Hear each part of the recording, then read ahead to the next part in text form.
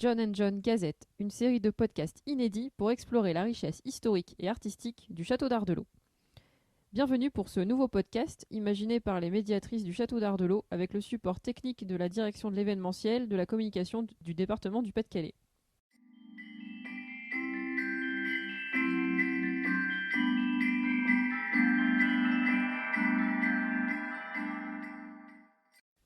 Bonjour à tous et merci d'être avec nous pour ce nouveau podcast placé sous le signe de la culture franco-britannique mais surtout de Noël. Aujourd'hui, je suis avec Marion et Mathilde et nous allons vous parler d'un auteur britannique que l'on associe peu avec Noël habituellement puisqu'il s'agit de John Ronald Reuel Tolkien que nous permettrons d'appeler simplement Ronald Tolkien ou Tolkien dans ce podcast pour simplifier les choses. D'ailleurs, quand on parle de Tolkien, on pense plutôt à des elfes, des hobbits ou des orques qu'au lutin du Père Noël. Et pour cause, puisque nos auditeurs connaissent cet auteur pour l'invention de la Terre du Milieu et du Seigneur des Anneaux, mais Tolkien est aussi un formidable auteur de contes pour enfants. Ici, il est question d'aborder les lettres du Père Noël écrites entre 1920 et 1943, mais revenons d'abord sur son parcours avant d'entrer dans le vif du sujet.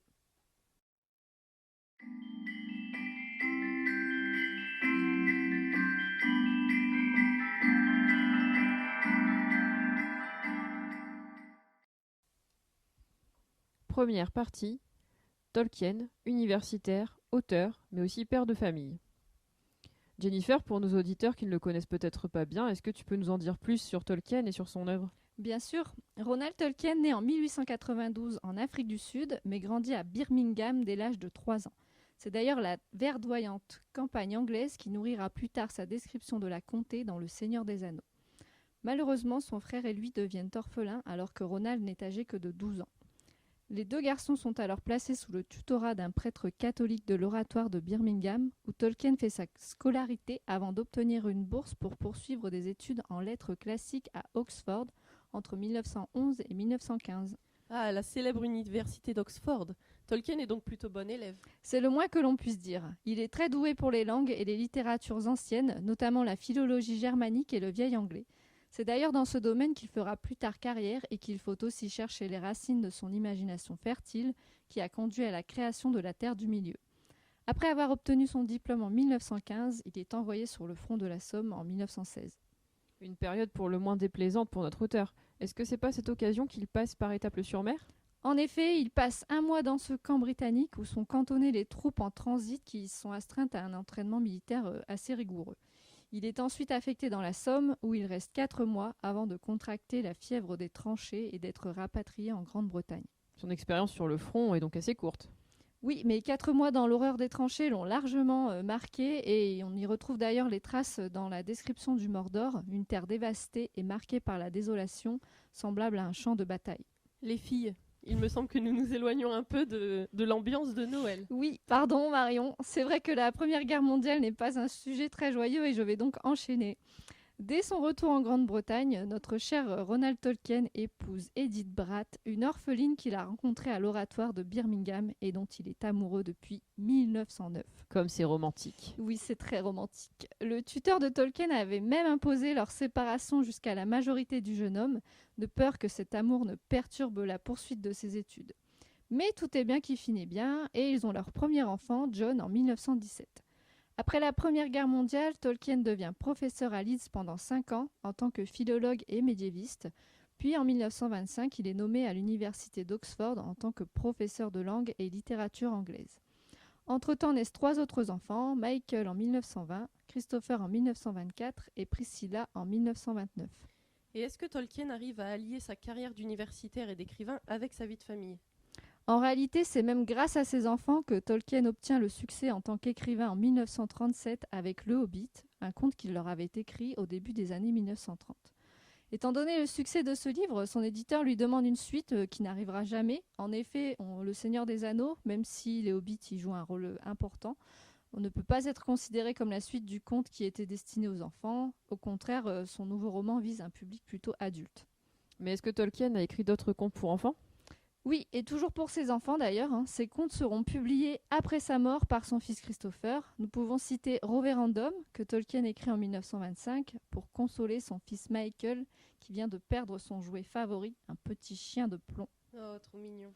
Oui, et l'histoire raconte les aventures d'un chien qui, après avoir mordu un sorcier, se voit transformé en jouet.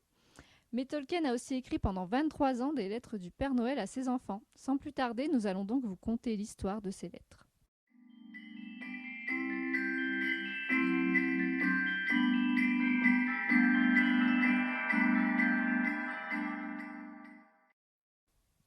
Deuxième partie, les lettres du Père Noël de Tolkien ou les aventures rocambolesques du Père Noël au pôle Nord. Nous voici maintenant vraiment dans l'ambiance de Noël. En quoi consiste ce recueil de lettres dont nous allons parler ? Eh bien, comme nous l'avons dit, Ronald Tolkien est un papa très attentionné pour ses 4 enfants. Chaque année, en plus des cadeaux dans les bas de laine suspendus à la cheminée, les enfants reçoivent une lettre du Père Noël dans une enveloppe saupoudrée de neige et portant les timbres de la poste polaire. Elles sont parfois trouvées dans la maison le lendemain de la visite du Père Noël, d'autres fois c'est le facteur qui les apporte. Tandis que les lettres que les enfants écrivent en retour disparaissent de la cheminée quand plus personne n'est dans les parages. Un soin extrême est apporté à ces lettres du Père Noël, dis donc. Oui, la première arrive en 1920 alors que l'aîné, John, a 3 ans. Pendant plus de 20 ans, elle continue à arriver chaque Noël suivant la croissance de ses 3 autres enfants, Michael, Christopher et Priscilla. Tout au long de la période en question, les aînés gardent le secret à mesure qu'ils apprennent la vérité, afin de laisser les plus jeunes profiter de l'excitation et du mystère entourant les lettres.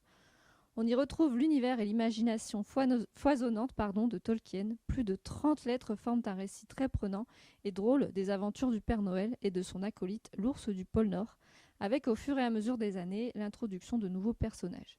Les lettres s'accompagnent d'illustrations et sont rédigées d'une écriture tremblante pour plus de crédibilité. Le Père Noël a tout de même plus de 1900 ans. Ça donne envie d'en savoir plus. Et c'est pourquoi je crois que tu as sélectionné quelques-unes de ces lettres que nous allons lire ensemble.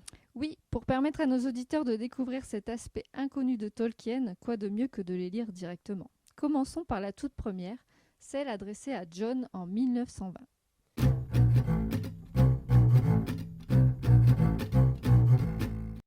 Maison du Père Noël, pôle Nord, 22 décembre 1920. Cher John, je t'ai entendu demander à ton papa à quoi je ressemblais et où je vivais. J'ai fait pour toi un dessin me représentant et un autre de ma maison. Je suis maintenant en route pour Oxford avec mon chargement de jouets. Certains d'entre eux sont pour toi.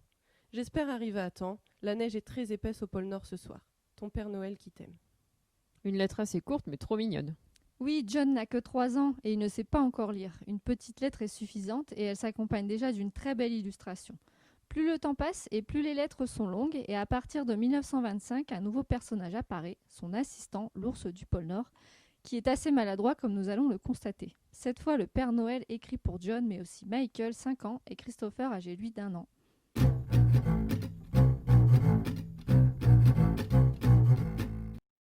Maison de la Falaise, sommet du monde, près du pôle Nord. Noël 1925. Mes chers garçons, je suis terriblement occupé cette année. Quand j'y songe, ma main en tremble plus que jamais, et je ne suis pas très fortuné. En réalité, des choses horribles sont advenues, et certains cadeaux ont été abîmés. Comme je n'ai pas pu avoir l'assistance de l'ours du pôle Nord, et que j'ai dû déménager juste avant Noël, vous pouvez imaginer dans quel état sont les choses, et vous comprendrez pourquoi j'ai une nouvelle adresse. Tout est arrivé de la façon suivante. Par un jour très venteux de novembre dernier, mon capuchon s'est envolé et s'est planté au sommet du pôle Nord. Bien que je lui ai déconseillé, l'ours du pôle Nord a bel et bien grimpé jusqu'au sommet et filé pour me le ramener. Le pôle Nord s'est alors brisé en son milieu et est tombé sur le toit de ma maison, y creusant un grand trou par lequel l'ours du pôle Nord s'est engouffré pour atterrir en plein dans la salle à manger avec mon capuchon sur le nez. Toute la neige du toit a glissé à l'intérieur de la maison et a fondu, éteignant tous les foyers et dévalant dans les caves où j'avais rangé tous les cadeaux de cette année. Bref, l'ours du pôle Nord s'est cassé la jambe. Il va mieux maintenant, mais comme je suis très fâché, il a juré qu'on ne le reprendra plus à vouloir m'aider. Je crois que son amour-propre est froissé, mais je suis sûr qu'il sera défroissé le Noël prochain. Je vous envoie un dessin de l'accident et un autre représentant ma nouvelle maison sur les falaises qui surplombe le pôle Nord, avec de magnifiques caves à l'intérieur. Si John ne peut lire ma vieille écriture tremblante, vieille de 1925 années, il faut qu'il demande à son père de la lui lire. Quand Michael va-t-il apprendre à lire et à m'écrire lui-même ses lettres ? Mes plus affectueuses pensées à tous deux et à Christopher, dont le nom ressemble beaucoup au mien en anglais. J'ai l'impression que l'arrivée de l'ours du pôle Nord n'a pas l'air de faciliter la vie du Père Noël. Non, pas vraiment, mais ce nouveau personnage gaffeur et maladroit va apporter beaucoup d'humour aux prochaines lettres. Oui, dans la suivante, l'ours du pôle Nord, est l'auteur d'une nouvelle catastrophe. Il fait exploser les lumières des aurores boréales au point de briser la Lune en 4 et d'en faire tomber l'homme qui vit dessus. Ce nouveau personnage, l'homme dans la Lune, est d'ailleurs tiré de Roverandom, publié en 1927, dont nous avons parlé plus tôt. Il apparaît de nouveau l'année suivante, où cette fois-ci l'ours du pôle Nord lui fait boire trop de cognac, au point que l'homme de la Lune s'endort beaucoup trop longtemps chez le Père Noël, ce dont profitent les dragons pour tenter de faire disparaître la Lune. Des dragons, on reconnaît bien là en effet le monde de Tolkien. Oui, d'autres personnages familiers à l'univers du Hobbit ou du Seigneur des Anneaux apparaissent par la suite, par exemple les Elfes des Neiges, ou son vice secret comme il l'appelle lui-même, c'est-à-dire l'invention de langue, transparaît également dans ses écrits puisqu'il explique à travers une lettre rédigée par notre ours du pôle Nord que ce dernier fait beaucoup de fautes d'orthographe car sa langue natale est l'arctique. Tolkien va même jusqu'à inventer une écriture spéciale pour cette langue. On sent en lisant ces lettres que Tolkien s'amusait beaucoup. Oui, et il est touchant de voir également les enfants grandir au fur et à mesure. Par exemple, en 1928, il mentionne le fait que John a dû beaucoup grandir car ce dernier ne lui écrit plus et que le Père Noël a dû choisir lui-même son cadeau. Ou encore dans la suivante, il mentionne le fait que Christopher apprend à écrire après de nouvelles péripéties de l'ours du pôle Nord et des explications sur la tournée du Père Noël.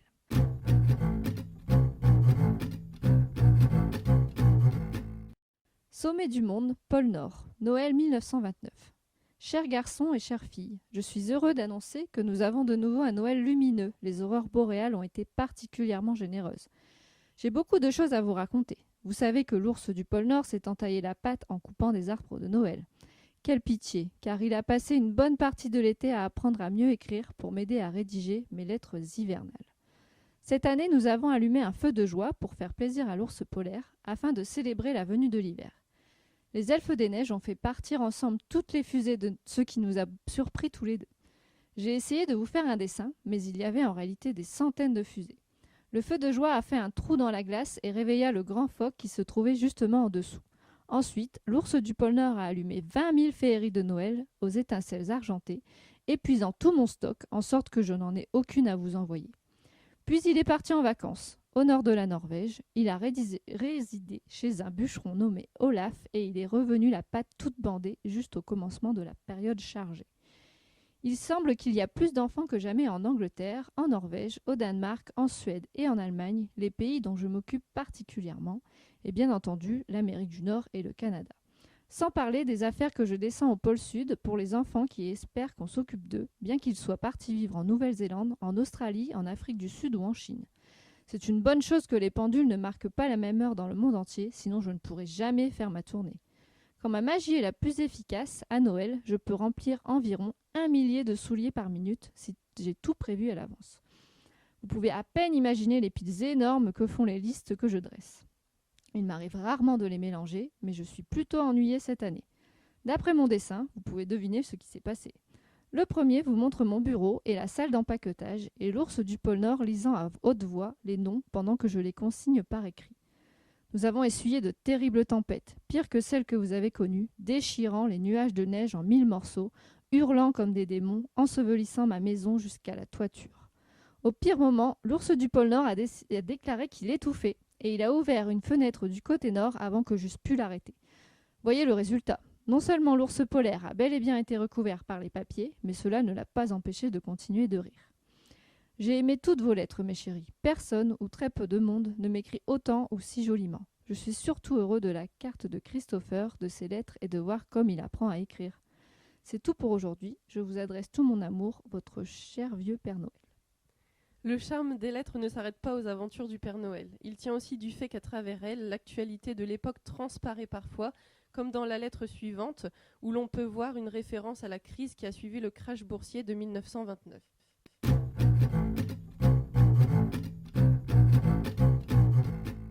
Maison de la Falaise, pôle Nord, 23 décembre 1931. Mes chers enfants, j'espère que vous aimerez les petites choses que je vous ai envoyées. Comme vous semblez des plus intéressés par les trains en ce moment, je vous envoie essentiellement ce genre de cadeaux. Je vous envoie comme toujours mes affectueuses pensées et plus encore. L'ours du pôle Nord et moi avons été ravis de recevoir tant de belles lettres de vous et de vos animaux domestiques. Si vous pensez que nous ne les avons pas lues, vous vous trompez. Mais si vous trouvez que peu de vos demandes ont été satisfaites, ou en tout cas moins que d'autres fois, Souvenez-vous qu'à Noël cette année, il y a beaucoup de gens pauvres et affamés à travers le monde. J'ai dû rassembler de la nourriture et des vêtements, des jouets aussi, pour les enfants dont les pères, les mères et les amis ne peuvent rien leur offrir, parfois pas même un repas chaud. Il n'a pas cessé de faire chaud ici, pas ce que vous appelleriez chaud, mais chaud pour le pôle Nord avec très peu de neige. L'ours du pôle Nord est devenu paresseux et somnolent, lent à faire les paquets et quoi que ce soit d'autre en dehors de manger. Cette année, il s'est amusé à prendre des échantillons et à goûter les colis de nourriture, pour voir s'ils étaient frais et bons, disait-il. Mais ce n'est pas le plus grave. Je pourrais difficilement croire que c'est Noël s'il ne faisait pas quelque chose de ridicule. Vous ne devinerez jamais ce qu'il a fait cette fois. Je l'avais envoyé dans une de mes caves où j'avais entreposé des milliers de boîtes de pétards. Vous vous réjouiriez de les voir rangés tous avec leurs mèches sorties pour en distinguer les différentes couleurs. Eh bien, je voulais 20 boîtes et comme j'étais très occupée à trier des soldats et des éléments de la ferme, je l'ai envoyé les chercher. Il était d'humeur si paresseuse qu'il a entraîné les garçons des neiges qui n'ont pas le droit d'y descendre afin de lui prêter main forte. Ils ont commencé à sortir les pétards de leur boîte et il a essayé de les chauffer, je veux parler des oreilles des garçons. Ils se sont esquivés et il a perdu l'équilibre, laissant tomber sa bougie, vlan, en plein dans les pétards feux d'artifice et mes boîtes de féerie de Noël. Je pouvais entendre le bruit et sentir l'odeur depuis le hall. Et quand je me suis précipitée en bas, je n'ai vu que de la fumée et des étoiles fusantes et le bon vieil ours du pôle Nord en train de se rouler sur le sol, des étincelles grésillant sur sa fourrure. Les garçons des neiges avaient pris la poudre d'escampette. 2 des neveux de l'ours du pôle Nord sont restés avec nous un certain temps. Paxou et Valkotuka, ils ont dit que ça signifiait gros et cheveux blancs. Ce sont des oursons polaires bien dodus et très amusants qui se donnent des coups de poing et se roulent par terre. La semaine dernière, ils m'ont fait tomber 14 fois par jour. Et Valkotuka a avalé une pelote de ficelle rouge pensant que c'était un gâteau. Il n'a pas pu dormir de la nuit, mais je suppose que ça lui a donné l'occasion de mettre du hou dans mon lit. C'est le même ourson qui a versé l'encre noire dans le feu pour faire la nuit, et quelle nuit odoriférante et enfumée. Paxou a disparu tout le mercredi et nous l'avons retrouvé le jeudi matin, endormi dans un placard de la cuisine. Il avait avalé tout cru 2 puddings. En grandissant, ils se mettent vraiment à ressembler à leur oncle. Maintenant, je vous dis au revoir. Je suis sur le point de reprendre une fois de plus mes voyages. Vous ne devez pas croire aux images qui me montrent dans des avions ou des voitures. Je ne sais conduire ni les uns ni les autres et je n'en ai pas envie. De toute façon, ils sont trop lents, sans parler de l'odeur, et ils ne peuvent être comparés à mes rennes que je dresse moi-même. Ils ont été très bien cette année et je pense que mon courrier arrivera à temps. On m'a envoyé de tout jeunes rennes de Laponie. J'espère que John, bien qu'il ait maintenant plus de 14 ans, suspendra son bas cette année une dernière fois. Mais je n'oublie pas les gens, même s'ils ont passé l'âge, pas avant qu'ils ne m'oublient. Je vous envoie donc des baisers à vous tous et surtout à la petite Priscilla et son premier bas de laine. J'espère que vous serez tous heureux, votre affectueux Père Noël. Voici encore une lettre très drôle et touchante avec de nouveaux personnages, les neveux de l'ours polaire, qui ont l'air très facétieux. Oui, Paxou et Volkatuka resteront finalement vivre chez le Père Noël pour son plus grand bonheur ou malheur, puisqu'ils causent autant de catastrophes que leur oncle. Mais bientôt, d'autres éléments perturbateurs viennent jouer les troubles fêtes au pôle Nord, et cette fois, il s'agit des gobelins. Des gobelins chez le Père Noël. Là encore, on reconnaît bien Tolkien. Il faut dire que ce dernier a commencé depuis 1920 le récit de Bilbo le Hobbit à ses enfants, et que ce devait être moins surprenant pour eux de retrouver des gobelins chez le Père Noël que pour nous. Ces derniers arrivent dans la lettre de 1932 par des grottes souterraines sous la maison du Père Noël. Ils capturent l'ours du pôle Nord et volent tous les cadeaux de Noël. Heureusement, avec l'aide des gnomes rouges, l'ours est libéré et les gobelins mis en échec, mais ils reviennent déjà l'année suivante.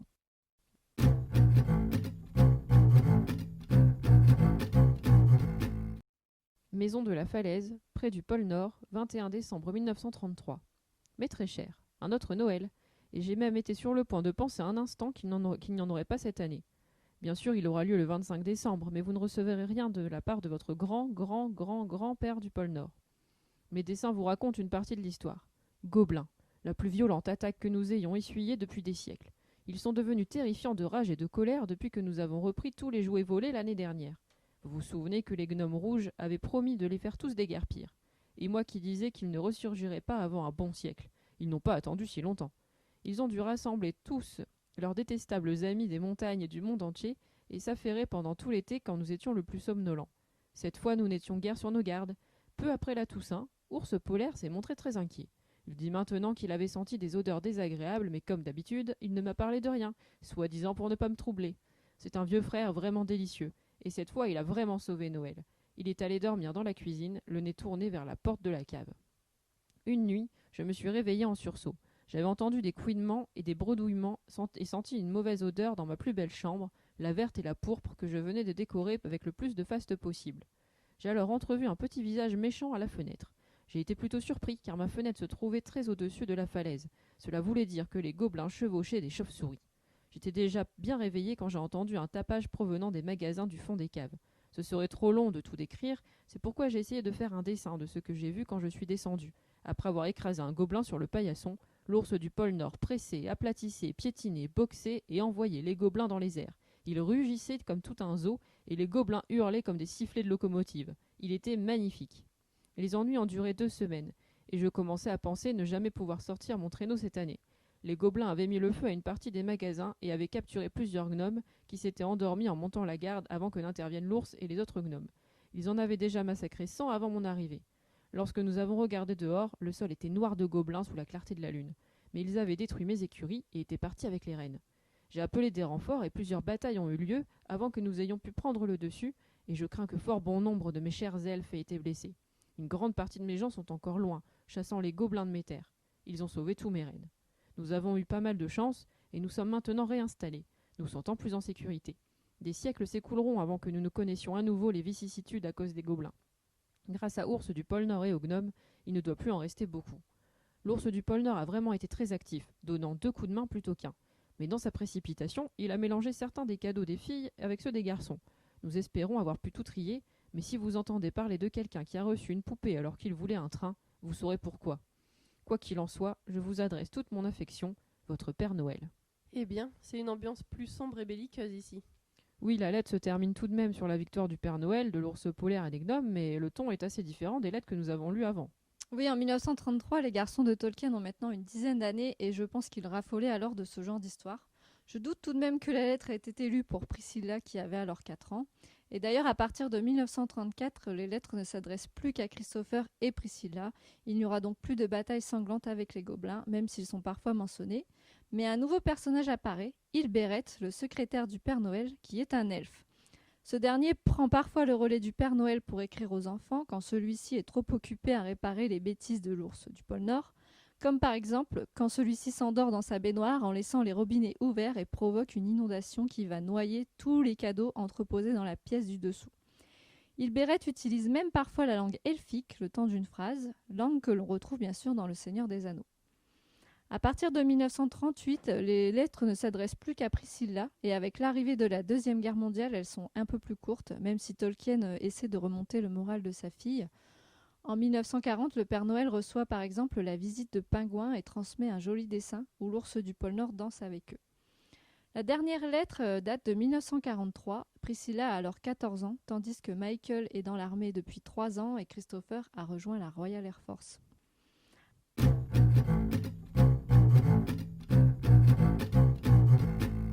Maison de la Falaise, pôle Nord, Noël 1943. Ma chère Priscilla, un très joyeux Noël. Je suppose que tu vas suspendre ton bas encore une fois. Je l'espère car j'ai encore quelques petites choses pour toi. Après je devrais dire au revoir, plus ou moins. Mais je ne t'oublierai pas. Nous conservons toujours les numéros de nos vieux amis et leurs lettres. Et plus tard nous espérons revenir quand ils seront grands et quand ils auront leur propre maison et des enfants. Mes messagers me disent que les gens qualifient cette année de sinistre. Je pense qu'ils veulent dire triste. Et c'est vrai, je le crains, en de très nombreux endroits, et où j'aimais particulièrement aller. Mais je suis très heureux d'apprendre que tu n'es pas encore vraiment triste. Ne le sois pas. Je suis toujours très vivant et je reviendrai encore bientôt, aussi joyeux que d'ordinaire. Il n'y a pas eu de dégâts dans mon pays, et quoique mes réserves aient bien diminué, j'espère bientôt arranger ça. L'ours polaire, trop fatigué pour écrire lui-même, c'est ce qu'il dit, t'envoie un message spécial. Ses affectueuses pensées et un câlin. Il dit « Demandez si elle a toujours un ours appelé Billy le Bêta, ou s'il est usé jusqu'à la corde. Embrasse les autres pour moi, John, Michael et Christopher. Et bien entendu tous les animaux domestiques dont tu me parlais souvent. L'ours du pôle Nord et les oursons se portent très bien. Ils ont été gentils cette année et n'ont pas vraiment eu le temps de faire de bêtises. J'espère que tu trouveras la plupart des cadeaux que tu souhaitais et je suis vraiment désolée de ne plus avoir de langue de chat. Mais je t'ai envoyé presque tous les livres que tu m'as demandés. J'espère que ton bas aura l'air bien plein. Toutes les affectueuses pensées de ton vieil ami, Père Noël.